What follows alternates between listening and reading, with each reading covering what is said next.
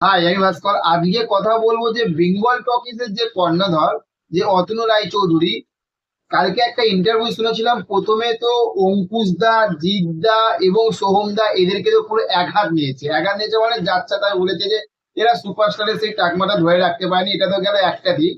Second আর একটা দিকও কিন্তু বলেছে, সেই জিনিসটা নিয়েও লোকে ভিডিওটা কম করেছে। তো চলুন, আমি কেন করলাম সেটা কারণ হচ্ছে যে যখন ওইগুলোকে নিয়ে যখন একটা প্রতিবাদ হয়েছে, এই কথাটা নিয়েও একটা প্রতিবাদ হওয়া দরকার।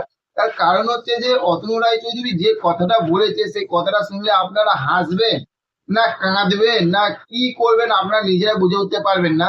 ওই জন্য বলছি ভিডিওটা পুরোটা দেখবেন।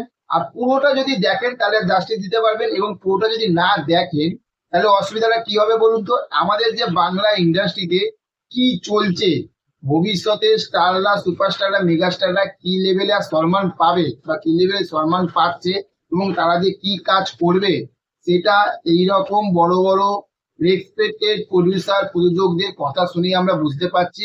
তো চলুন প্রথমে ভিডিওটা শুরু করি। প্রথমে বলবো যে এই যে কথাটা যেটা বলেছে যে অতনু রায়চৌধুরী, যখন একজন মিডিয়া যিনি ইন্টারভিউ নিচ্ছিল, তিনি যখন ওনাকে যখন জিজ্ঞাসা করলো যে আমরা তো মিঠুন দাকে তো বাংলা সিনেমাতে তো অনেকদিন পর আবার এইরকম ভালোভাবে রানিং কাজ করতে দেখছি, তা আগে অনেকদিন পর তো মিঠুন দাকে দেখছি। তো এই কথাটা একদম ঠিক বলেছে, যে এটা সত্যি কথা বলতে আমরা অনেকদিন পরই কিন্তু আমরা মিঠুন দাকে কিন্তু আবার সেই প্রজাপতির পথ থাকতে আমরা এইরকম ভাবে আবার সেই রানিং একটা কাজের দিকে দেখেছি। তো মিঠুন দা বলিউডে কাজ করেছে, এটা গেল একটা দিক। এবং যখন ওনাকে যখন জিজ্ঞাসা করলো এইরকমই আর একটা গল্প যেটা মিঠুন দা করতে চলেছে, যেটা বাবা ছেলের গল্প, তো সেখান থাকতে আপনি কি বলবেন, এই কথাটা যখন জিজ্ঞাসা করেছে তখন উনি কি বলছে শুনুন।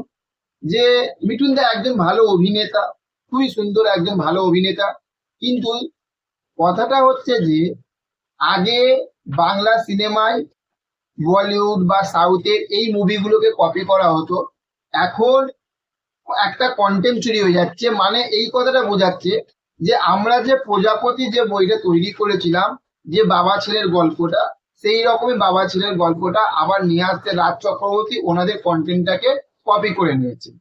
এবার একটা কথা বলুন, যে বাবা ছেলের গল্প কি একটাই হয়?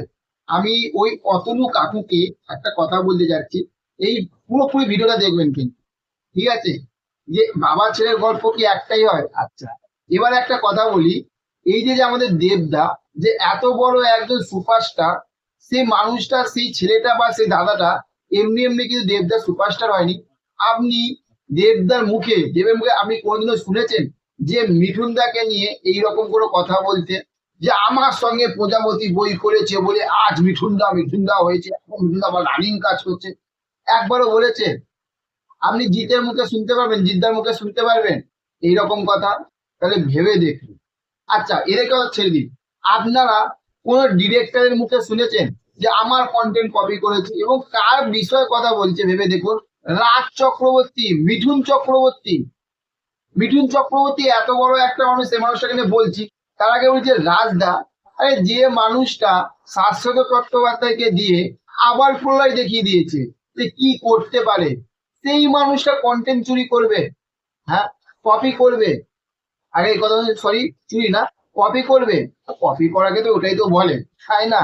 একটা জিনিস ভেবে দেখুন তো, সেই একই কি সেই বাবা ছেলের গল্প প্রজাপতি থাকতে খারাপও হতে পারে, প্রজাপতি থাকতে দ্বিগুণ ভালো হতে পারে, প্রজাপতি থাকতে কম বিজনেস করতে পারে, প্রজাপতি থাকতে বেশি বিজনেস করতে পারে।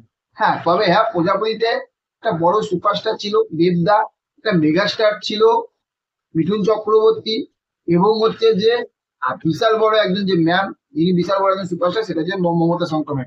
এরা সবাই ছিল বলে আজ বইটা সেই লেভেলে কালেকশন করেছে, এটা মানতে হবে। তাহলে দেবদা আজ পর্যন্ত এইরকম কথা বলতে পারলো না। দেবদাকে আজ আমরা কোন ছোটবেলা থাকতে দেখছি, তাই না?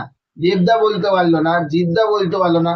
আর আপনি কোথাকার হে, যে উল্টো পাল্টা যা খুশি তাই বলে যাচ্ছে। গরম পড়েছে না, সত্যি বলে যাচ্ছে যে গরম পড়েছে। তা আপনাদের কি মতামত অবশ্যই কমেন্ট করে জানাবেন। ভিডিওটা ভালো লাগলে লাইক করবেন, শেয়ার করবেন। আর চ্যানেলে যদি নতুন হয়ে থাকেন চ্যানেলটিকে অবশ্যই সাবস্ক্রাইব করে পাশে থাকবেন। দেখা হচ্ছে নেক্সট কোনো ভিডিওতে। ভালো থাকবেন। Okay, thank you, have a nice day, tata, bye by.